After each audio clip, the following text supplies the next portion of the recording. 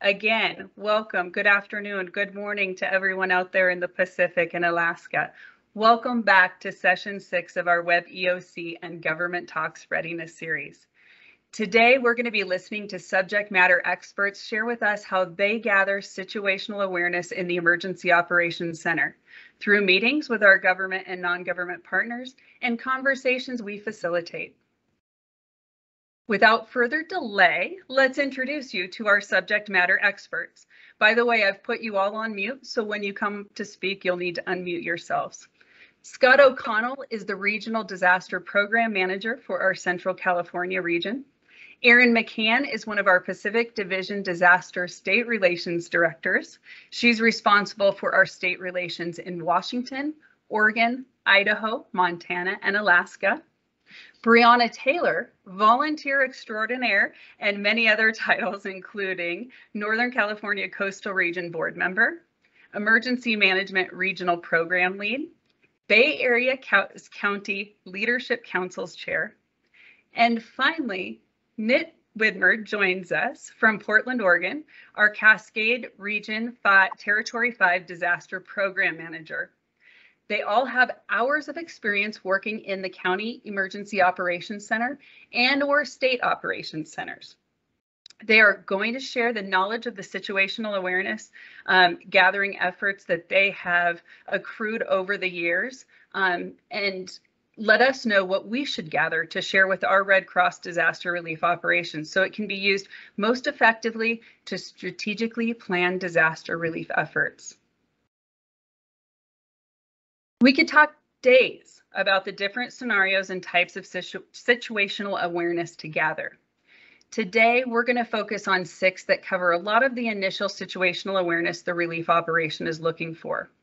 In the Pacific Division, our greatest reoccurring disaster is wildfire. We're guaranteed to have them in one or more of our states every season. More often, we have them burning in multiple states within our division at the same time. For that reason, we're going to look at situational awareness regarding where the fires are predicted to go, information we gather from law enforcement agencies, status of shelters managed by our partners, mission requests information, VOAD, COAD engagement, and as a reminder, VOAD is Volunteer Organizations Active in Disaster, and COADs are Community Organizations Active in Disaster. And finally, Resource Center details. Throughout the session, we're going to revisit the listen, think, communicate mantra. We're going to practice listening when the experts share the answers to the questions asked. We're going to think it by considering how the information gathered will be used and why it is essential to share with the Red Cross disaster relief operation.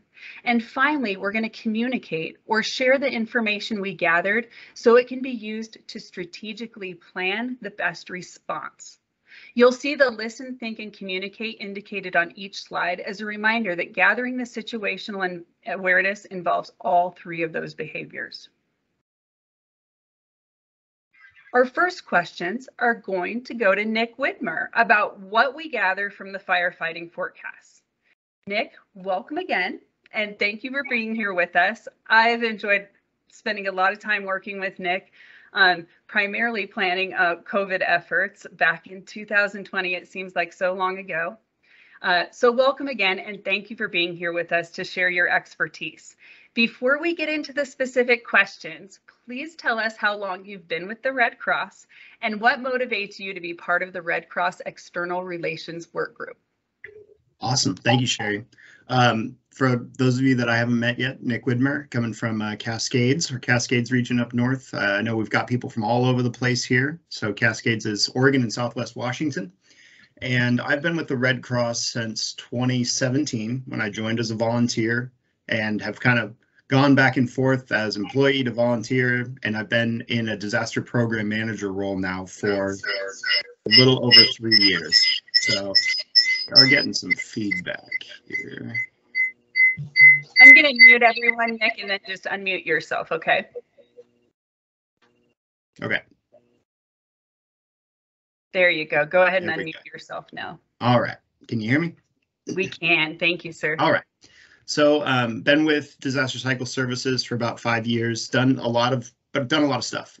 Started in sheltering, and as I moved on to a government job and then came back to the Red Cross, my skills kind of fell naturally into external relations. And the reason I keep coming back to external relations and keep deploying in it is I love putting all the puzzle pieces together.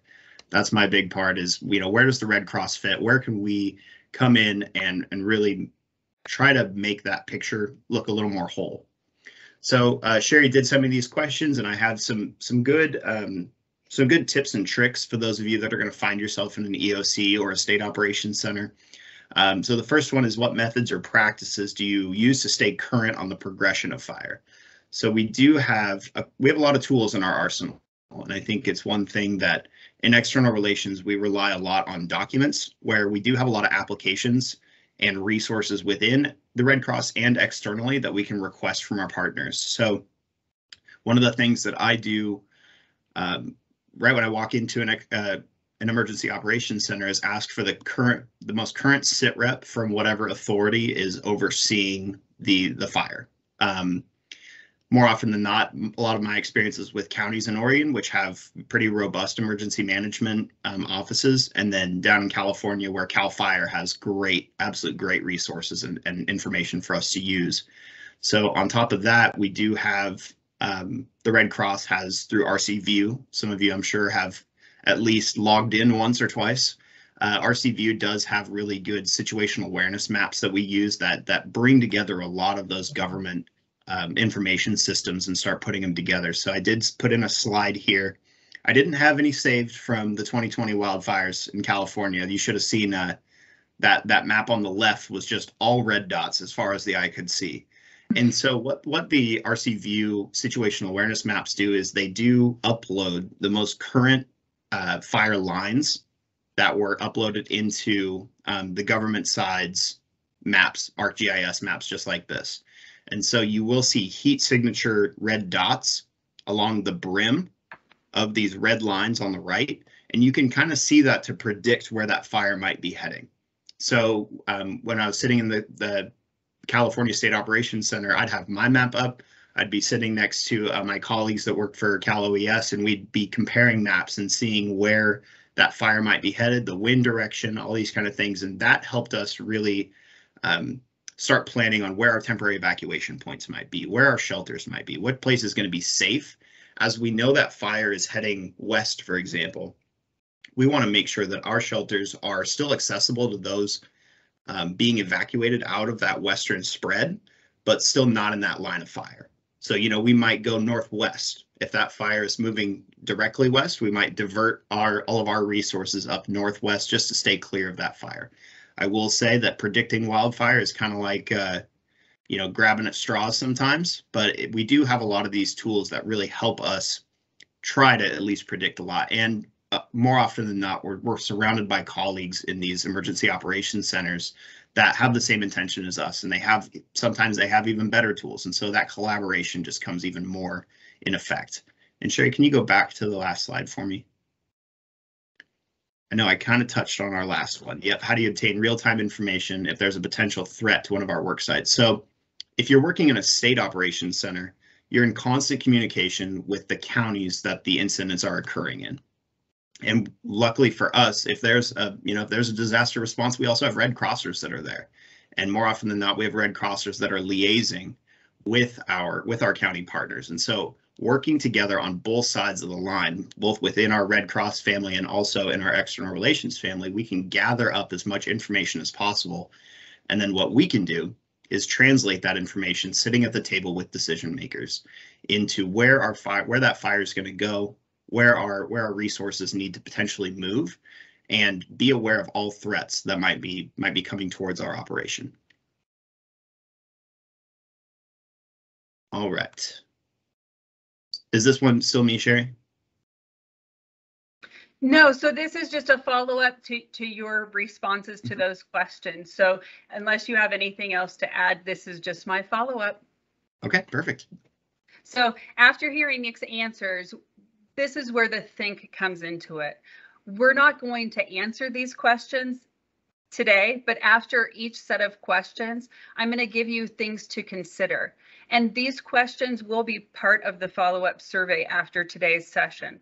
So after we hear Nick's answers, what fire forecasting information should be shared with disaster relief operation?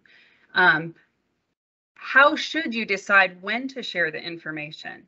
And what method or methods should you use to share the gathered situational awareness? And you'll see SA used, and that's just the acronym for situational awareness. Thank you, Nick, so much.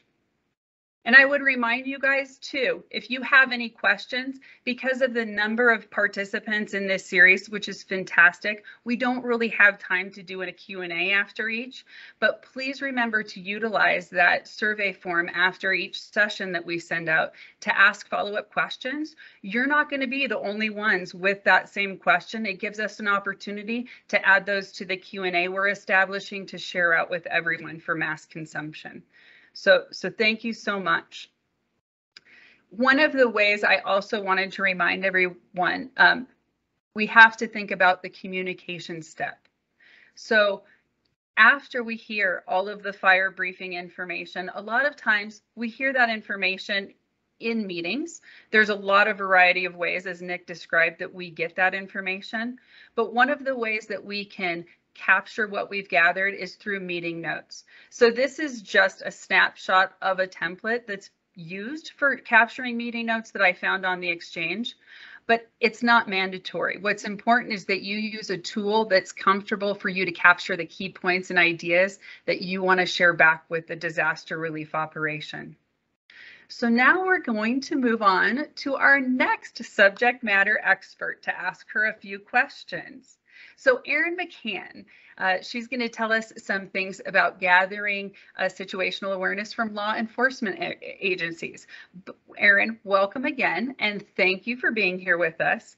Before we get into the questions, please tell us how long you've been with the Red Cross and what motivates you to be part of the Red Cross External Relations Work Group. Thank you so much, Sherry. It is so lovely to meet everybody on the call today. Thank you for being here. As far as how long I've been at the Red Cross, that's a really good question. I think it's I'm going into my 5th year. I was a DPM for about 4 years in Southern California, and then I went to work for San Diego County Office of Emergency Services for a couple of years. And from there, I came back to the Red Cross in this new role as Divisional Director of State Relations, and I'm really excited to be here. As far as what are my passions and why do I love the Red Cross and the external relations as a whole, when I learned that external relations was something I was passionate about, it wasn't an area that I was involved in much as a DPM. I mostly focused on direct client services until I ended up on the island of American Samoa and realized that the situation we were in was much greater than just some casework on the island, and ended up having to do a lot of external relating to all of our government partners, and that's how I got involved.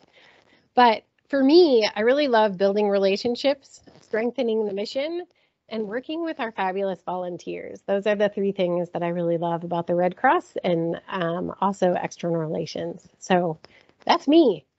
Tying into law enforcement, one of the things that I did when I was with San Diego County is I was part of our evacuation task force. And it's an area that I'm really passionate about and get really excited about. So Sherry, if I go too long, just cut me off. So we'll do it, but keep that passion up, girl. We love it. That's awesome.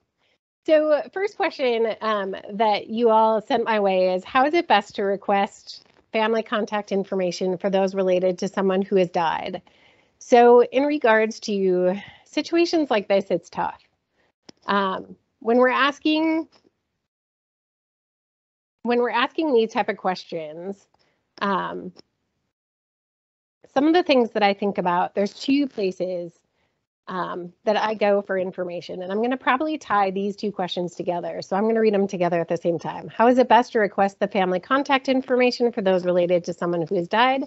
And what are good best practices to use when asking our law enforcement partners for information regarding fatalities? So they kind of blend together. So I'll go through them at the same time.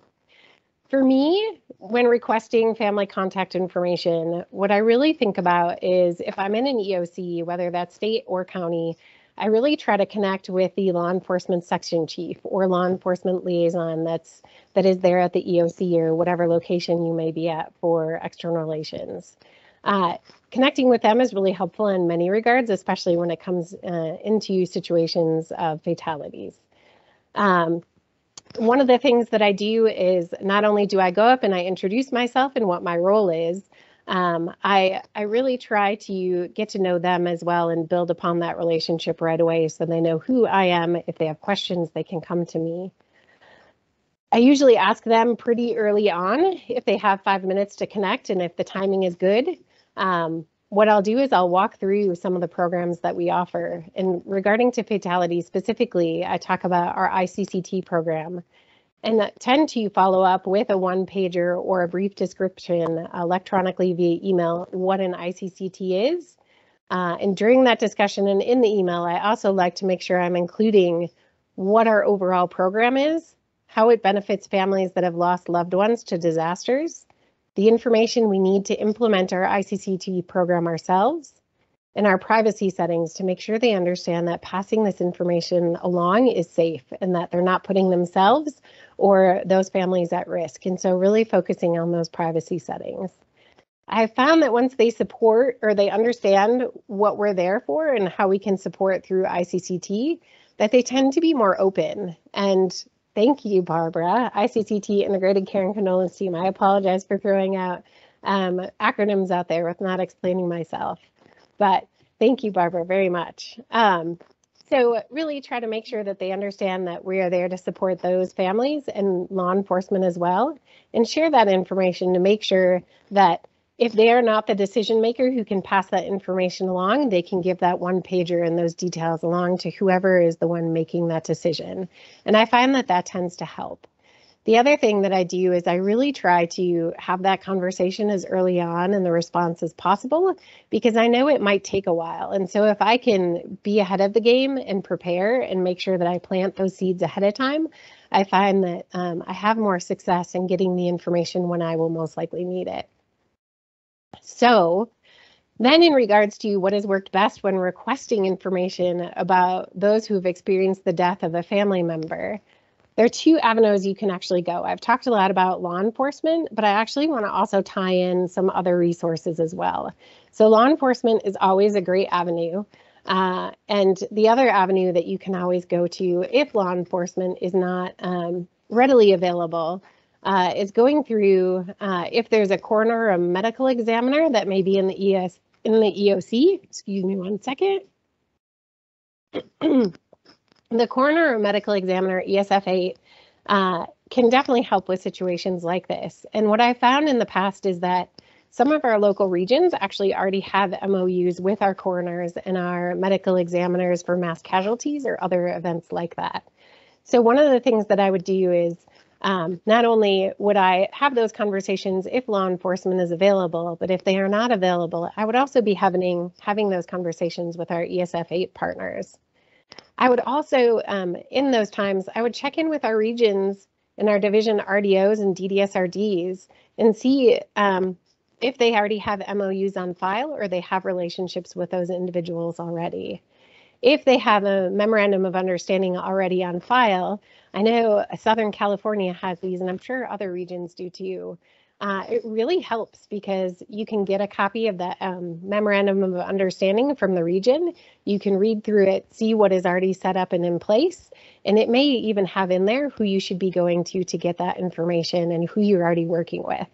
And so making sure you're checking with those regions RDOs and or if it's a state level DDSRDs to make sure that there isn't something already on hand. So that ties into being prepared. I also try to be flexible. The process for law enforcement and or the medical examiner to be able to share the information is really complicated, and they may have never shared information like this with an organization like the Red Cross before. So make sure that, thanks Barbara, you're awesome. Make sure that they are Sorry, I apologize. Lost my train of thought for a second. Be flexible. The process for law enforcement or medical examiner to be able to share the information is complicated, and they may have never shared the information like this with an organization like Red Cross before. So making sure that you're educating them and answering their questions that may come and go as time goes on and helping them with their process is really important. So that's why I think flexibility is important. And then also be patient. There's a lot going on in the EOC during disasters, so be patient if the information takes longer than expected, and don't be surprised if you have to answer additional questions further into the response. So those are some of my tidbits and things that I do in regards to family contact information and fatalities in regards to when I'm in an EOC in an external relations role. The other thing that I wanted to dive into, next question I have, how do you determine the current count of evacuated populations? And this is a really good one too. And I have to start by giving a preamble, which is, let me first start by sharing that law enforcement is the lead agency for evacuations across the country, and evacuation counts are fluid. I know we have a variety of backgrounds on the call, and so I just want to start with that. While you will see a hard number in sit reps and you'll see a hard number in a variety of different places, it is so much more fluid than it looks. Due to a variety of situations, it is exceedingly difficult, if not impossible, for law enforcement to give you an exact number of people they are evacuating. They do produce a number based on the resources they have on hand, the historical data they have, and planning assumptions and tools that they have as resources. And from there, they do their best to produce an appropriate number. And I know we've got some retired law enforcement folks on the call too. And so feel free to add things into the chat too if you are interested. To determine the current population of evacuees during a disaster, you have a variety of options depending on where you are. It really depends on your EOC. It depends on if you're at a local jurisdiction or a state level. So you kind of have to do a little bit of digging and figuring out what's going on when you're in that EOC. The best place to start is, again, by go figure, finding out who the law enforcement section chief is or the law enforcement liaison. As I said, they're the lead agency for evacuations, and then introducing yourself. Talk about who you are, what your role is in case they're not familiar with Red Cross, and really talk to them about why you need the information that you do. Basically going from there, once you have introduced yourself and explained your role, I would let them know you're looking for evacuation numbers and the reasons you need the information if you can't find it anywhere else. Obvious. Once you get permission from the law enforcement section chief or liaison, I would also ask if the current evacuation information is posted anywhere for you to access moving forward so that you don't have to keep going back to that same person over and over. I've seen a variety of ways in which local, county, and state EOCs post this non-public information for those working on the response. So some examples of places that I've seen them post this is posting in sites like WebEOC or the equivalent. Not every state or county uses WebEOC, but they generally use something equivalent. A dashboard on a screen in the EOC, on a TV type screen, you might see it in a situation like that. You might even see it as something as simple on a whiteboard in a conference room. They often report this type of information on operational briefings as well. And so if you're unable to find that law enforcement section chief or that liaison, you can often get the information during operational briefings as well. And outside of that, if you are in a situation where your law enforcement section chief or liaison is not in an EOC, you can always go to the operations chief in the EOC as well, and they can make sure to get you connected to that law enforcement specialist or liaison specifically and help you out with any of that stuff. So as I said, I know a lot of you come from fire and law enforcement backgrounds. If there are any additional ideas that you have, please feel free to add stuff in the chat too. I know we're recording these, and so please feel free to add them. And that's what I have, Sherry. Thank you, Erin, so much. So Erin gave us a lot to listen to. And now let's go into the think part of the mantra. So here's what I want you guys to consider and be ready to answer in that after survey form that we send out. Why is it important to inform the disaster relief operation of evacuation status and counts? When should you share the information with the disaster relief operation? What method or methods should you use to share the information? And what Red Cross work group would need information regarding the fatalities? And we touched on a lot of those answers in the presentation. So thank you so much, Erin. I really appreciate the law enforcement tips, but also how to engage with others to get that same information. Thank you very much. And then lastly, we're going to think about the method or methods we're going to use to communicate and share the situational awareness that we gathered back with the disaster relief operation. And I specifically want you guys to consider the tools that we've talked about in previous sessions. Which of those would you use to communicate this information? And now we're going to move on to Brianna Taylor. She's going to answer a couple of sets of questions for us today. The first will be about gathering information about partner managed shelters. But Brianna, welcome again, and thank you for being here with us. Before we dig into the questions, please tell us how long you've been with the Red Cross and what motivates you to be part of the Red Cross External Relations Work Group. Well, thanks, Sherry. And it's nice to see so many people that I know on this call and have worked with. I joined Red Cross during Hurricane Katrina, and my training is as a psychologist, and I did that every day, and I didn't want to do that when I joined Red Cross as a volunteer. I wanted to do something that was different. So external relations, I was talked to about that, and I joined the group, and I'll tell you, I have never been bored one day in my life doing external relations. I'm a relationship person. I love being with people, and it's relationships outside of the Red Cross and inside of the Red Cross, and not just with ER, but with all of our activities, because external relations touches on all of them. So I think it's a great place to be. So let's talk about partner shelters. And if we go to the next slide. All right.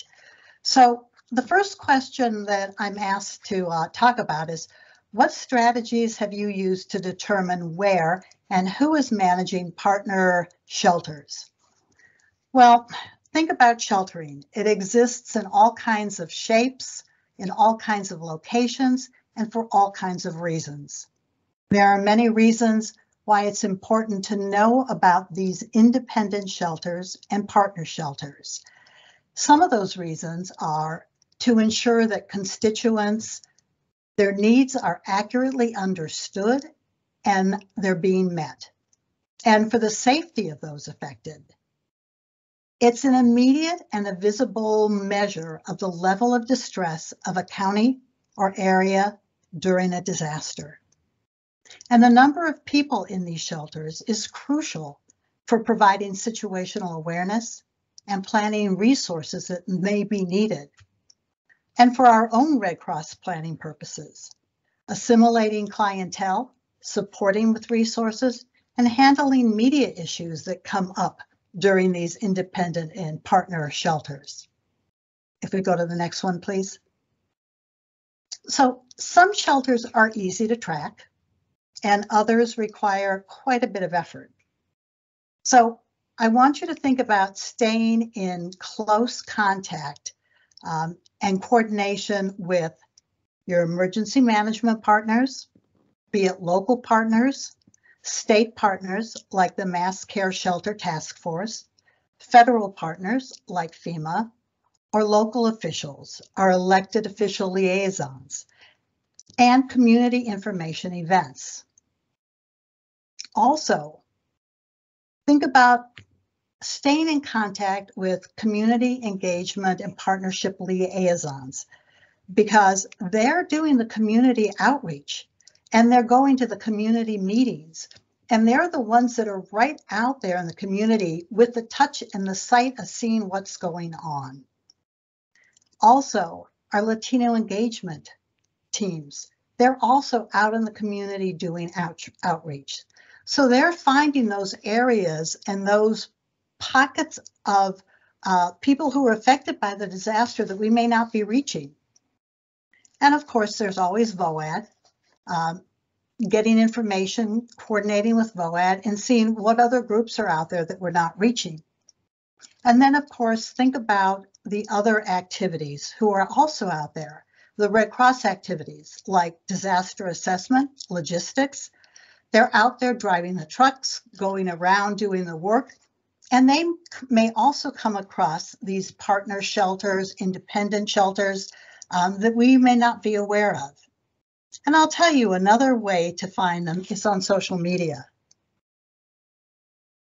I remember back during the Mendocino complex fires, I was sitting next to our public affairs lead, and something came across social media about a group that was out there that did not have very nice things to say about Red Cross, but they were sheltering people just out in a park.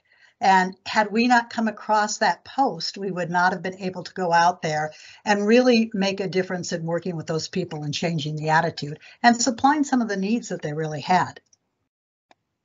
So understanding why people are going to these shelters and not to Red Cross shelters, I think is really important.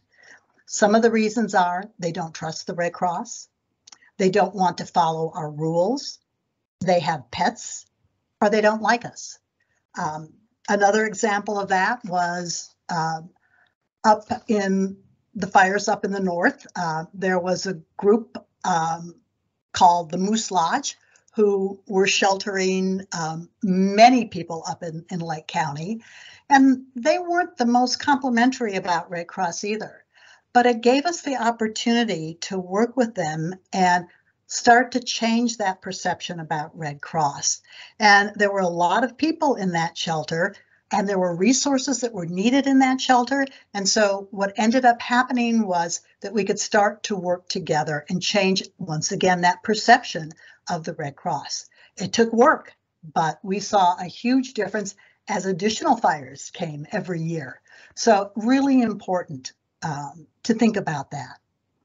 And I just wanted to also mention that and I just saw it posted today or yesterday, FEMA has a shelter locator texting feature that they have just updated, which allows the public to access shelter addresses when they need it.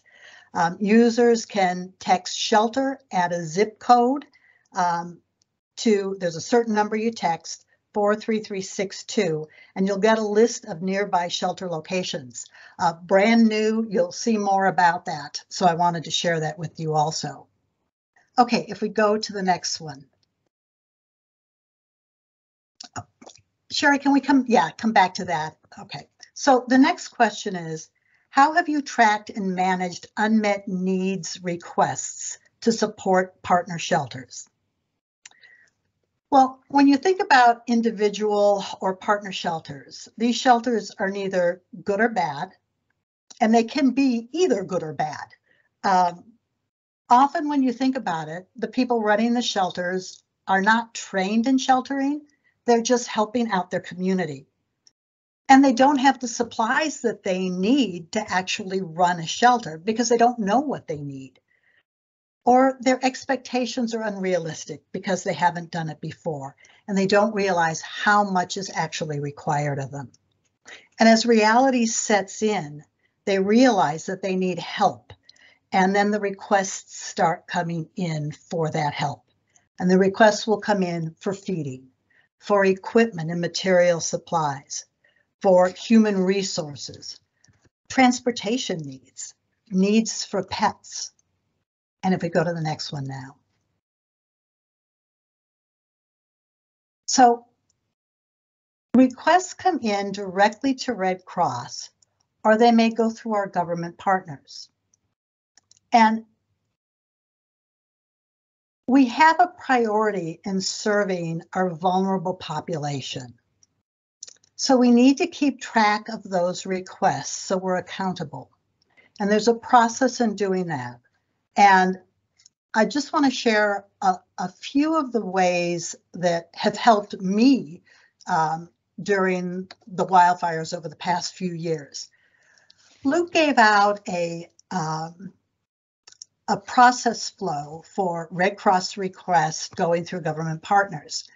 And I don't know if it's still current, but I find it incredibly useful. And so it really takes you through when a request comes in, if we can fill it, if we can't fill it, what we do, if our government partner can fill it or can't fill it, what they do, and it walks you through those steps. But that's not enough. We also need a process to track those requests. And on the most local level, during the 2020 wildfires, what we did was we opened up a Teams channel under the DR for external relations. And one of the logs or spreadsheets that was in that Teams channel was a tracking sheet for whatever requests that we had made. And so it kept us understanding what we had requested, what was out there, what had not been filled yet, or when something had been filled. And then when somebody came back to ask us about something, we didn't have to go look through paperwork. It was all right there. It was a really easy way to stay in control and have the information right there whenever it was needed. So you can also find this information. The SOC has a mission tracker. It's often on Web EOC. So there are many ways to actually track the unmet needs. But it's really important that you stay on top of those so that you know what's going on. Okay, the next slide. So, third question was, what have you seen and how have you explained how shelter counts work and are reported for partner shelters that have opened independently? Well, the first thing I think about when I think about this subject is it's often very confusing. And I see it in two parts. And both parts are with partners. There's our government partners, and then there are the partners that are running the shelter. So first, let's talk about the government partners. I think it's really important that we identify expectations. And that means the who, the how, the where, and the when.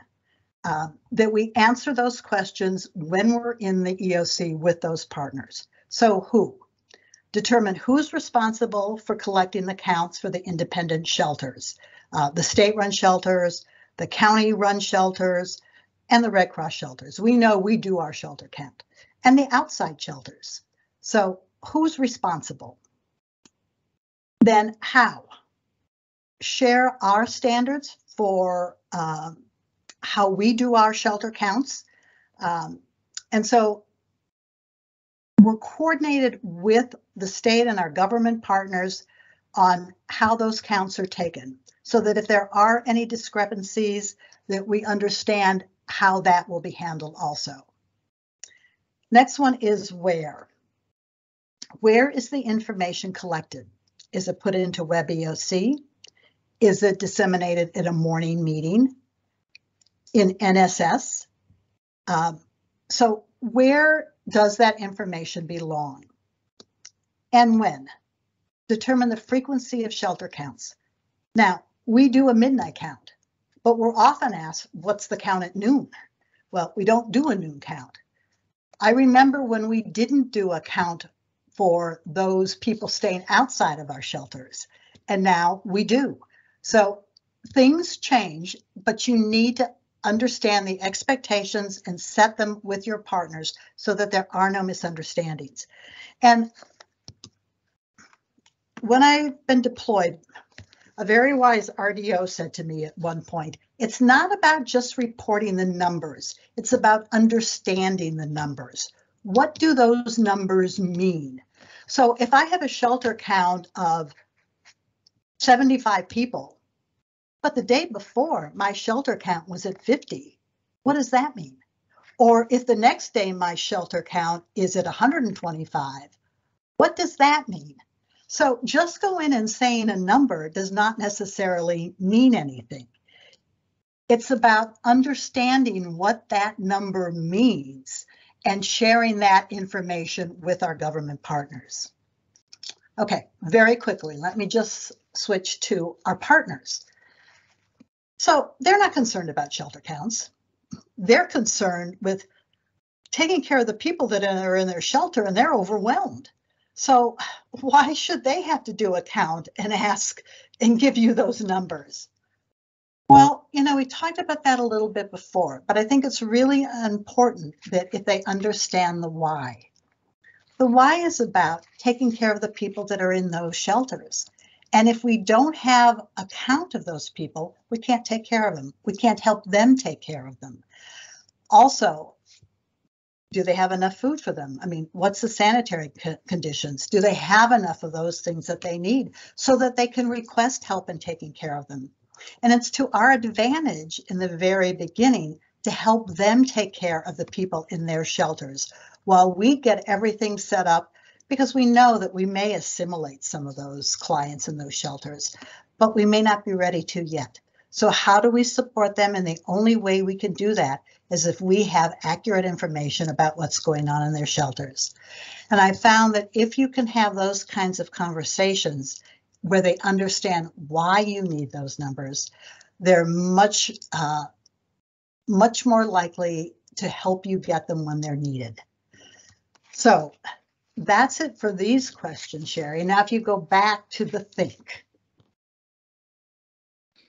Thank you so much, Brianna. You shared so much important and vital information for us to consider. And working in the SOC, and I know it's probably the same working in the county EOCs, getting those partner shelter counts are so tricky and so challenging, but so important to providing those services that the partner shelters themselves cannot provide. So thank you for all of that information. Here's the things I want you all to consider, the think part of this. Why is it important for the Red Cross disaster relief operation to know where partner shelters are?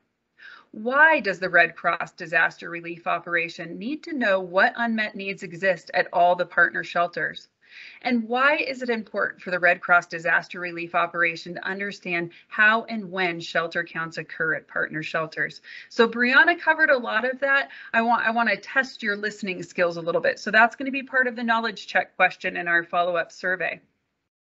For the communicate portion, again, this is something that Brianna touched on. How do we communicate the partner shelter information, specifically the counts? And it can look different in different places. In the State Operations Center in California, we work with our partners. In other states, it looks different. So some management tools are used to communicate information differently. When in Kentucky, I was responsible for entering all of the shelter information into Web EOC. Red Cross led the ESF6 portion of the disaster response. And so any requests that were ESF6 related for the Commonwealth of Kentucky were managed by the Red Cross as we were leaders of that emergency support function. So when I entered those into Web EOC, the other thing that was unique to Kentucky for me was that we entered all of the non-congregate shelter information into Web EOC. So we were receiving counts from the state parks where people were staying in little cabins as non-congregate shelter options. We were working with various number of hotels, motels to get their counts, and some of those were managed by Red Cross and some of them were not.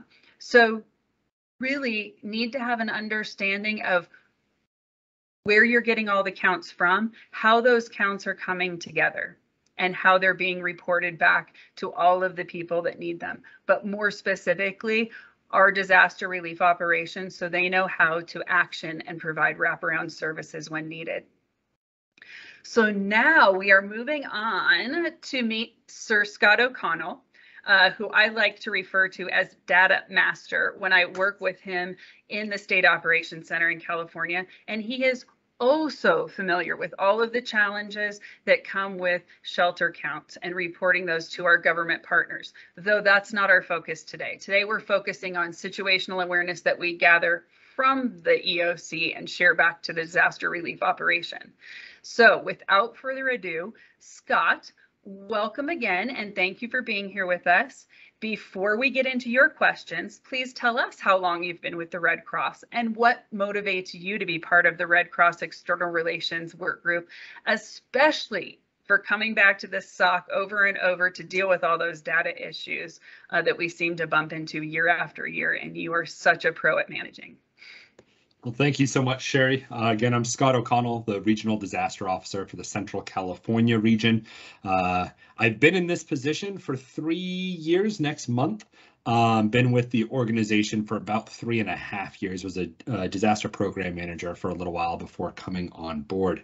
And one of the things I like about the State Operations Center and like about external relations is that my data nerdiness is appreciated. And I like the fact that you're part of a team in a way that you are on an operation, but it's another team that you're a part of. And I think that kind of leads really well into some of the stuff that we're talking about now with our situational awareness and even the mission request. One of the things that whenever I have an opportunity to train somebody up at the State Operations Center, there's very little information that is given to me because I need the information. I'm an avenue to be able to get that information to somebody else.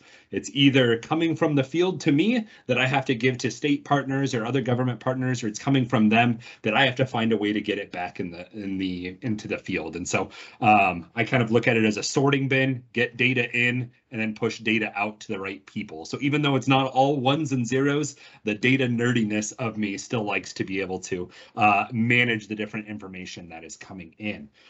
So we talked about mission requests a little bit, and I think Brianna did a great job of mentioning some of these.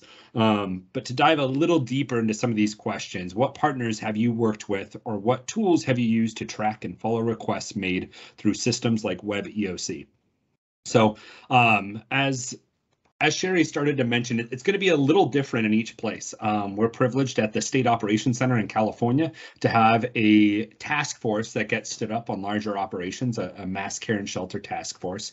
And we'll get a Cal OES person in there. We'll get a bunch of Department of Social Services, Emergency Services Coordinators, or DSS ESCs, and they'll be the ones tracking those Web EOC requests, which are great. But again, the other thing I like about working at the State Operations Center is you have to be inquisitive. It's not just okay that they have the information in Web EOC about what they're tracking. We want to know it too. And part of it, which we'll talk a little bit more about in a minute, is the fact that when a DRO needs a resource that the Red Cross doesn't have, and it gets pushed back to the county to request through the normal channels, we got to make sure that we're watching for that request to come through, because sometimes there can be some delays along the way. And so if I know a region called up and said, like, hey, we really need shower trailers, I'm going to be focused on waiting for that request to come in and help nudging it along during the process. And so being able to understand where those are important. One of the tools that we use to track it at the State Operations Center, we do have a big spreadsheet that probably is up to, I think, 15 tabs now. One of those is on what's happening and how we're utilizing it. Red Cross has also designed the form that you see on your screen right now that you're able to tap into and type in all the information on it, which pops it out into a spreadsheet so that we can track what's going on, track if they've been complete, and be able to monitor how that is happening.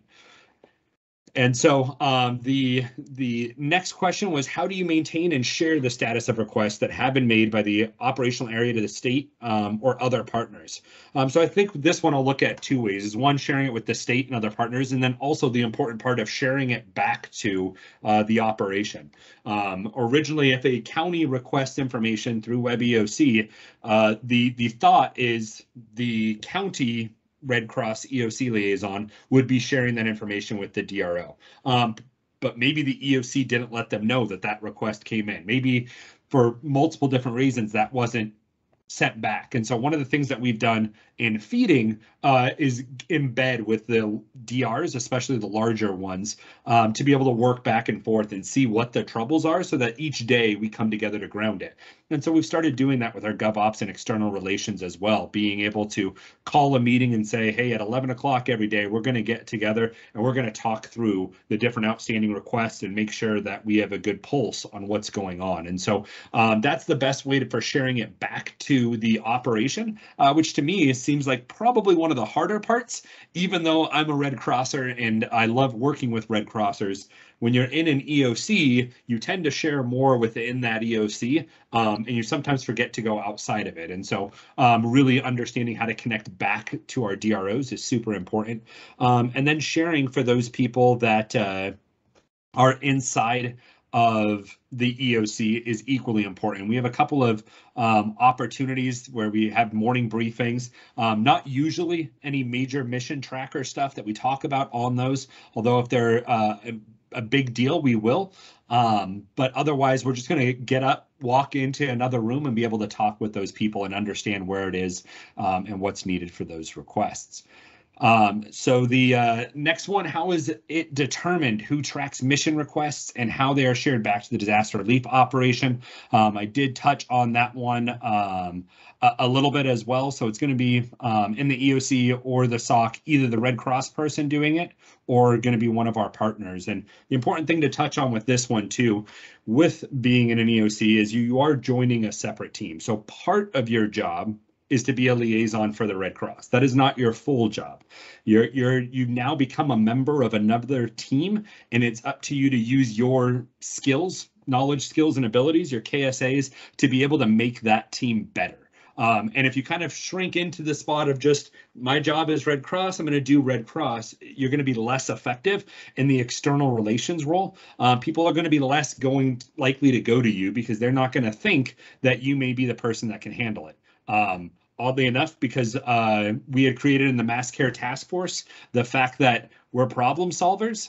In the last fire, a fridge went out at a school, and so logistics couldn't get it cheap for them from Cal OES, and so they went into mass care task force and said, can you guys come up with a way to be able to get us a refrigerator or a refrigerator unit? And we were able to go to the law enforcement. They have contracts with semi trucks that are refrigeration trucks, and get one of them out there. And so once you insert yourself and your skills and abilities into the team, you become part of the team, and people include you in a lot more, which gets you a lot more information and a lot more of that situational awareness than what you usually get.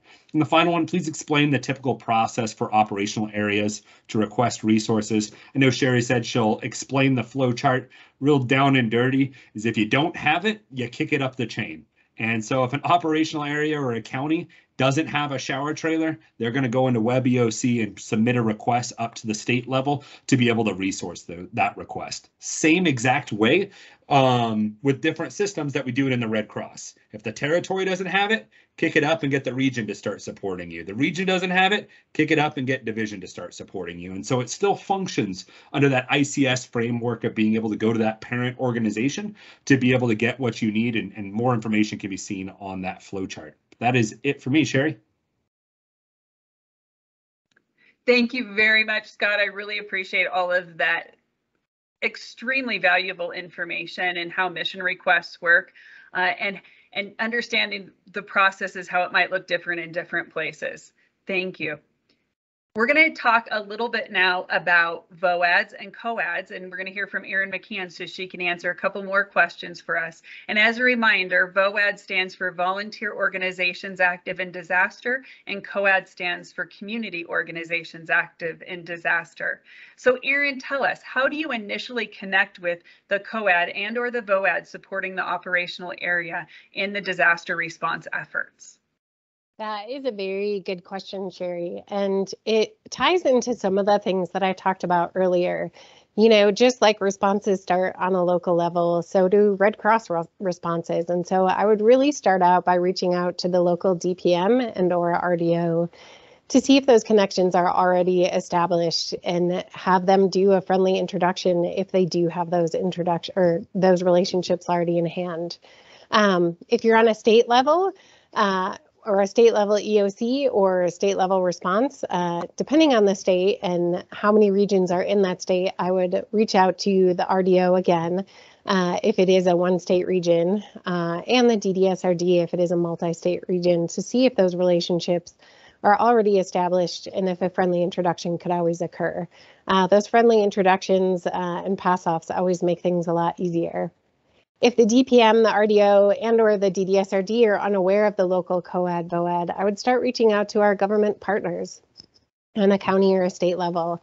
You never know who's already in contact with folks.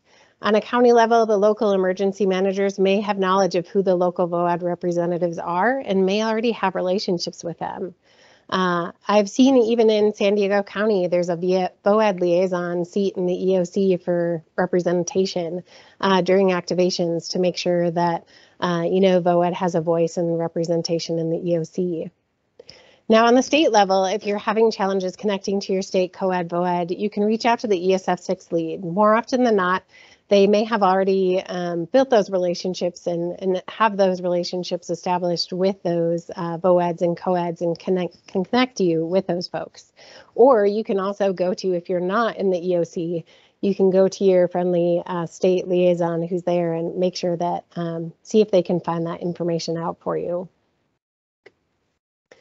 Moving on to what are some ways you've seen mission requests submitted to a VOAD for actioning by members? This is a really interesting question, and we talked about this earlier today. We've been talking a lot about mission requests and requests coming in for a variety of different things, and it's really interesting because every county and every state I've been to, and I'm sure you all have similar experiences that have been in situations like this, it's really different based on where you are. And so I've seen a variety of different ways just in our division for these type of things, for requests to be submitted to a VOAD actioning agency. And I'm going to go through the states that I know offhand, starting with California. We've talked a lot about Mission Tracker, and Sherry showed what that looks like. And the Mission Tracker is really important.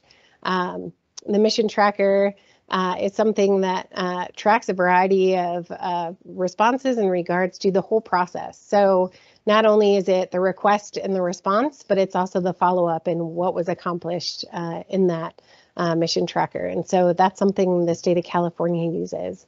In Washington, depending on the scale of the event, the state ESF6 mass care lead will hold a daily meeting with VOAD to discuss unmet needs, requests, and capabilities. And this information is then documented and put into daily sit reps sometimes as well. In Idaho, it's really similar to Washington, where the state ESF6, otherwise known as the mass care lead, will hold regularly held meetings to discuss requests, unmet needs, and capabilities as well, and then documents that information. I've also seen some counties as well as states, they use WebEOC as that tool, and they put the request, the response, and then the closing of the loop in WebEOC to make sure that all the information is tracked. And then some states, even, to be honest, some states and local jurisdictions are still very hands-off and haven't really had the capability or the thought to be able to really build upon tracking and documenting what will be tasked by VOAD and COAD agencies, and they forget to track that information. And so what they end up doing, what I've seen happen in numerous situations, is they come back to those VOAD and COAD agencies and ask them to come back to them with everything that they did during the response, their volunteer hours, how many people they had on the response, et cetera, so that they can go back and catch that information up. Which ties into, too, a lot of what we've talked about, which is really our role in the Red Cross. We have the ability and we have so many skills that we bring to the table that especially those counties and those states that don't have any systems in place, we can really step into a role of helping them track that information ahead of time because we know they'll find it useful in the future and can bring some of these tools that we talked about today into play for those situations. Thank you so much, Erin. And right now we have 2 minutes left in our session today. We have not heard all of the questions and answers from our subject matter experts. So we're going to continue if our subject matter experts don't have conflicting schedules, and we'll record this. So any of you who are not able to stay on beyond the 1 hour, you can come back and watch the recording. I do apologize, we're running a bit over today, but these subject matter experts have shared so much crucial and wonderful information with us on gathering situational awareness that I want to hear some more from them. And now we're going to hear from Nick Widmer about some down with some damage assessment questions. So Nick, how do you determine and gather the disaster assessment information that is available? And first, let me start by asking, do you have the opportunity and the time to continue? Yeah, yep, I can give my answers and then we can go on to the think part of it. Okay. I might have to jump off, but for those of you that have worked damage assessment, you know that there's no one easy fix to getting all that information.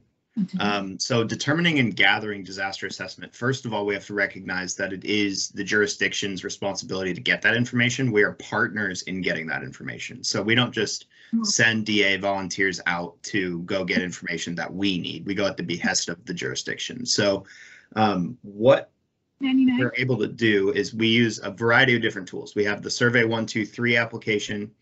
We have paper forms that we send out. I know in Oregon this summer we did some ATVing up into some off-grid housing to get that damage assessment. So I think the biggest thing to know is that damage assessment information is very pertinent to the leaders that are overseeing these operations. So we collect it from wherever we can get it, to be honest. Our Survey 123, we're very fortunate that uploads straight into our RC View applications very often, and that we have our DA and information and planning teams that code that information and assign those locations damage assessments, whether that be major, destroyed, minor, or unaffected, throughout a different neighborhood or a different city area, whatever we're looking at. So we do gather that information. We go to our county partners who are also very interested in that information. If it's Red Cross information, that's one of those things that we make sure that we have an agreement to share information about. If we are interpreting county data, usually they're very willing to allow us to take in that information and determine what we need to do and link that up with our recovery efforts. But it is a huge partnership, disaster assessment is. It's not a one size fits all. There's never a plan that goes accordingly every time. It is really a hodgepodge of different methodologies and agencies that are out in the field gathering that information that all gets put into one operational picture for us. And when we're determining those agencies, the biggest thing is we need to go to the EOC director more often than not, and they will be the ones that are able to point us to the seat where that information is being gathered, or where we can apply our information to get a better operational picture for everybody in the room. So when we enter the room, that's a huge part to get to know right off the bat is, have we started disaster assessment? Getting that situational awareness of where we're at in that effort really helps us determine where our recovery efforts lie and where we can apply that information. So I would say right when you walk into an EOC, that's one of the things right on your checklist is, depending on when you're joining the operation, if you're in kind of the ramp up stage, you know, that the fire's still spreading, we're still in a little bit of chaotic timing here, it's a great time to go up to the EOC director and ask if we have started disaster assessment. And if not, does the Red Cross, do they need the Red Cross's help in gathering that information for us? Maybe we don't have everything in common. Excellent. Thank you so much, Nick. And I appreciate you staying over that couple of minutes to answer those questions for us. Your input has been so valuable today, and I really appreciate you. We're going to move beyond the think and talk to Brianna Taylor, not last or least. Well, she is last, but not least, to ask the question about resource centers. And Brianna, before I ask you this question, are you still on and are you able to continue? Yes, I'm still on and able to continue, because this is a really important one too. It is, and so I hope everyone that wasn't able to stay on can watch the recording. So Brianna, tell us, how do you connect with FEMA and other agencies, government and non-government, to request the necessary information regarding resource centers that have been opened or are scheduled to open? Well, this is a difficult one also. Resource centers come in all shapes and sizes and by all different names. Mostly they're called the MARCs, the Multi-Agency Resource Centers, the LACs, the Local Assistance Centers, and the DRCs, which are the Disaster Recovery Centers or Relief Centers. And it's really important that when we start to hear things like disaster assessment, recovery, repopulation, that immediately we're thinking about resource centers. And we are making sure that we're present during interagency meetings, discussions about recovery strategies for our communities. We need to plan on having a presence at meetings that are hosted by FEMA, the state, or local government and organizations with an eye towards recovery collaboration. So another thing that we can do is connect with California or FEMA voluntary agency liaisons, or VALs, because they are out there maintaining relationships among, government, volunteer agencies, faith-based agencies, community partners. And I'll tell you, they publish a partner status report during the 2020 wildfires, which was invaluable information for us, listing all kinds of information about resource centers because things were spread out so much. But if you don't hear any talk going on about opening up a resource center, ask. If you hear, as I said, if you hear talk about repopulation, ask about resource center plans. I can remember during the Gold Country fires, I think it was Sue Engler and myself, all of a sudden saw this information about a resource center, recovery center that was being opened that we knew nothing about and that was being advertised. And so it's like to really pay attention and be proactive about it.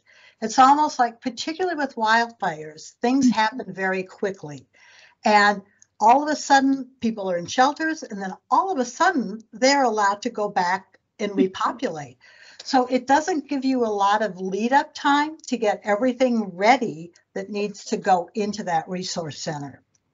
And in addition to working with the partners, remember that our internal partners need this information too. And not just when it's time to open up the resource center, but all along we've been gathering information about what are unmet needs in the community.